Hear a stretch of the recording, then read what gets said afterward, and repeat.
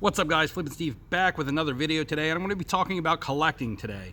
I know I talk about investing and flipping and stuff a lot, but also collecting is a thing that I do, and I'm going to talk to you guys about the way that I collect. You know, with lots of people being on budgets, and you know, recently Dustin, my friend, putting out his video about his addiction to buying cards and things like that. You know, I just would like to talk about the way that I collect and how I kind of limit overspending and how I limit chasing and things like that. So before I get into it, I just want to say there is no right or wrong way to do this. So many different ways to collect. You know, you can collect your favorite team, you can collect your favorite players, you can collect your favorite sport.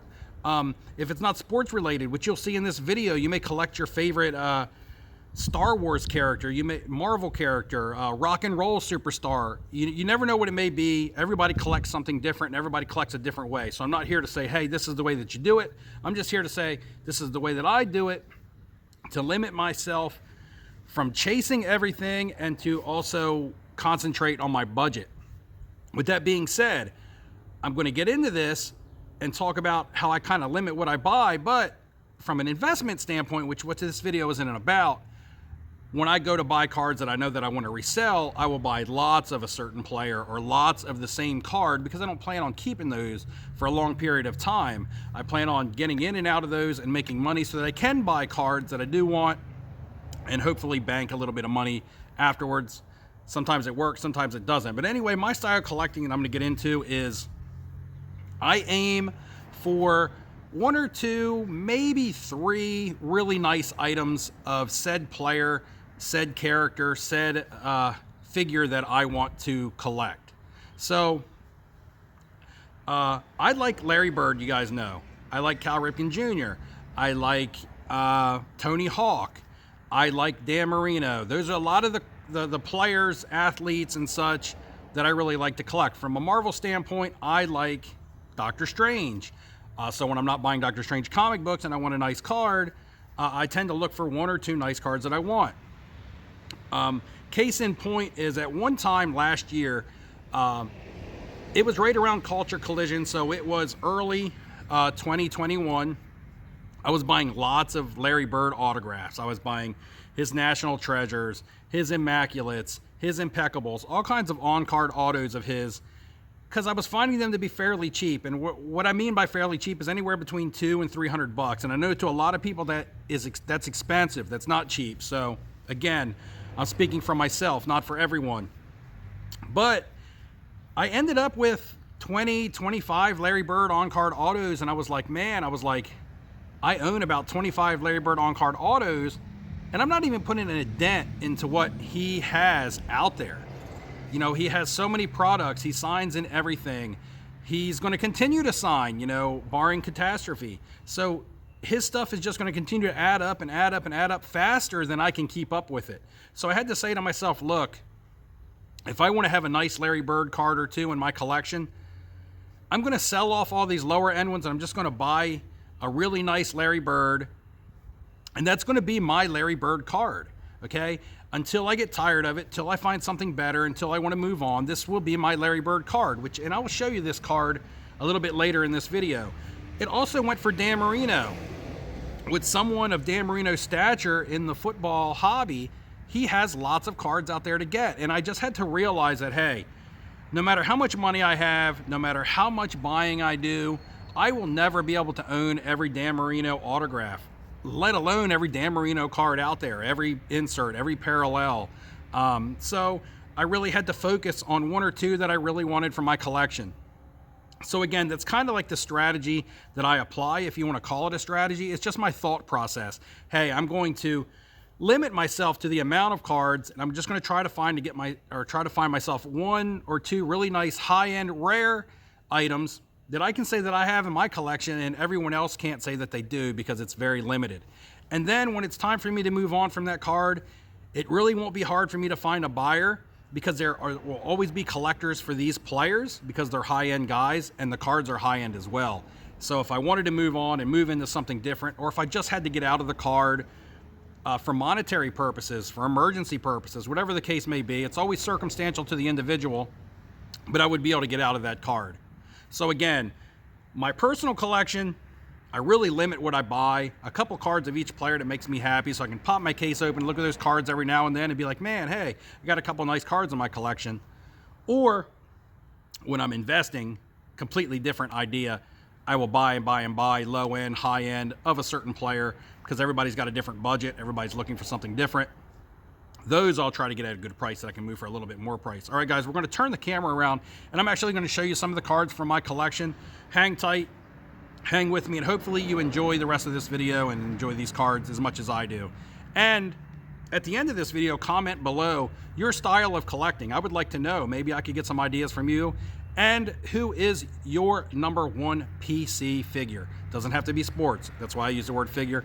All right, guys, let's take a look. Let's go ahead and take a look at some cards from my collection. As you can see on the left here, this is a big 4-row Zion case filled with nothing but pop culture. There's music in there. There's some Star Wars, some Marvel, Hollywood, movie stars, things like that. Stuff that doesn't have a lot of cards per se, per person, especially in, you know, like in the music where you see the Jimi Hendrix back there and the Whitney Houston card.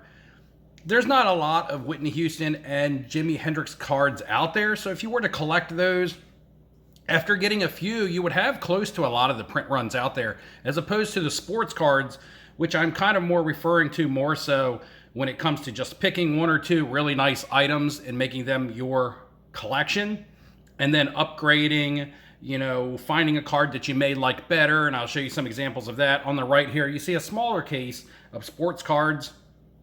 And I have less sports cards than I do the others. Plus, these are a lot more inexpensive to buy. Not as popular as the sports cards. A lot of people don't think that's valuable. I absolutely think that stuff is fun to collect. We're going to get into some of my PC favorites and higher end items. We'll start with a Dan Marino National Treasures. This is a plate patch auto. This patch is pretty nasty in a good way. You can see it's the old etching with like the silk screening print. And it is a 1-of-1. Unfortunately, it came from a platinum card break. Whoever I acquired this card from used platinum card breaks, and we know, I guess, some of the trouble that they've been in or things that we've seen them do. This, however, is my second favorite Dan Marino card that I have in my collection. And Dan Marino has tons and tons of stuff out there, and so I really got to limit what I go after. Next up, I told you guys how I really liked Tony Hawk and collected Tony Hawk stuff. So this is an Allen and Ginter on-card auto. This is the silver edition, the silver auto edition, and numbered out of 15. You can see right up here if we can get some focus. I also have a lower end Tony Hawk auto from the Zero Cool, and this is numbered out of 50. This is the blue refractor. And those are my 2 Tony Hawk autographs. He has a lot of them out there, especially coming out in the Leaf products. And I'm just not going to chase a lot of that stuff just so for the sake of saying I have all of Tony Hawk's autograph cards. That's not the way that I collect. Next, a card I acquired at the National. This is another Allen and Ginter. I love Allen and Ginter autos. This one is of Hulk Hogan. There are lots of wrestling products out there produced by Topps, so he does have, you know, multiple autographs out there. He has some in Leaf, you know, things like that. But this one is my favorite with this card here. BGS 9 Auto 10, and again, this one's numbered out of 10 here. And just another great card that I like in my PC. The next card that I'm going to show you doesn't necessarily, or this athlete slash sports figure doesn't necessarily have a lot of cards or autographs, especially on-card autographs that are high, what I would say high quality, you know, from a high quality product, due to his unfortunate accident and death in Daytona. And this is the 2000 SP Authentic Sign of the Times Dale Earnhardt. I showed this in my last video as I was trying to acquire another and failed at the auction. He has lots of autographs. I'm not going to say lots in comparison to others, but most of his other autographs are lower end products such as Classic and Scoreboard and things like that. Some of the old Ken Golden products. And that's why this SP Authentic Sign of the Times by Upper Deck is one of his hardest to find and most sought after. Glad to have this one. We have a Larry Bird coming up, and at one point I was buying Larry Bird autographs left and right. He has so many products with his autographs out there. It's hard to really find a special one that stands out above the rest, and he's going to continue to sign autographs until he can no longer sign anymore. So, you know, he has what he has, and there's going to be even more. Who knows, someday I might upgrade this one and get rid of this. But for now, this is my Larry Bird, and this is a Panini Noir 1 of 2 laundry tag with the gold auto and an 8.5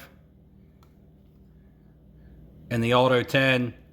This is one of my favorite cards in my collection right now. But who knows, if I was able to find an awesome dual auto with him and Magic Johnson on it, maybe with some jersey patches and exquisite or something like that, maybe I would move on from this one. But again, there's lots of those out there, more so than there is even of this version of Larry Bird. And last but not least of the sports cards is going to be a card that's been #1 on my list of my favorite cards in my collection for a long time. The Dan Marino, Peyton Manning co-signers, my 2 favorite quarterbacks ever. Peyton Manning's rookie year, 1998. Dan Marino on there with him as being my favorite player of all time. This is a Gem Mint Plus 395s and a 10 on centering with a 10 auto. These autographs don't hold up very well. Go look on eBay at certain listings of these and look at how the signatures have bled through. This was in 1998, basically one of the first years that they started putting autographed football cards in packs, and probably still experimenting with what kind of ink and what kind of cardboard and things would hold the signatures well. So this one has kind of stood the test of time. Great piece of my collection. I talked about how I like Disney cards. I do collect Disney cards. Not in bulk, but if I find a nice Disney card, I don't mind owning it. What I refer to when I talk about the Disney cards is I don't talk about the new modern stuff. I like the old vintage items, as this is 1931, the first card of Walt Disney with Mickey Mouse and a near mint 7. Probably about a $1,200 to $1,500 card. I picked it up back when it was like $600. At one time, it had gone up to be a $2,500 card and come back down. But again, bought this for my collection, not to resell. Could have made a good flip off this when these were selling for around the $2,500 mark. Again, another card. I am a fan of Doctor Strange. It doesn't mean I go out and buy all kinds of Doctor Strange cards. At one time, I had his blue Precious Metal Gem. But the Precious Metal Gems is what everybody else likes. I like some different items, and this is his 2014 Rittenhouse Diamond. And this is numbered out of 10, and it is the #1. It is the Alpha. And in the Marvel card world, Alpha and Omega actually means quite a bit, even more so than it does in the sports card world. Cool card to have. I haven't done much with Marvel cards lately, but I keep my Doctor Strange Diamond. We're going to get into a few music cards here and then round it out with some Hollywood autographs. Myself being a huge Pink Floyd fan, to me this is their best one, their best sticker. They have a 1975, which is bigger. This may not be the rookie, but this is the one with David Gilmour on it. You see to the left. They have an older item, but it is with Syd Barrett. And not to disrespect Syd Barrett or anything, but David Gilmour to me is the Pink Floyd that I love. Syd Barrett, you know, kind of left the band, unfortunately for mental health reasons, before the band really hit their heights in popularity. This is a near mint 7. I would love to upgrade it to a higher grade. There is a near mint mint 8 currently on eBay that I am looking at, but because it's a PC item, I'm not going to pay astronomical prices for it. Here's my Soundgarden 1991 Pro Set Gem Mint 10. Still one of the favorite cards in my collection. And it's not like I can go out there and buy a bunch of Soundgarden stuff. This is like their only card, pretty much. And then I have a Michael Jackson relic here. Picked this up at a Philly show a long time ago. Didn't really know how to value it. Got it for a good price, in my opinion. It graded down an SGC 8.5. Looks good in a slab. Got the relic here. It tells from the back where it's from. And actually another YouTuber named American Scheme did a video where he had actually looked up where some of these patches had came from, and actually found like videos and stuff on YouTube. He does really good research on Michael Jackson and Motown and things like that, and finds some really good facts.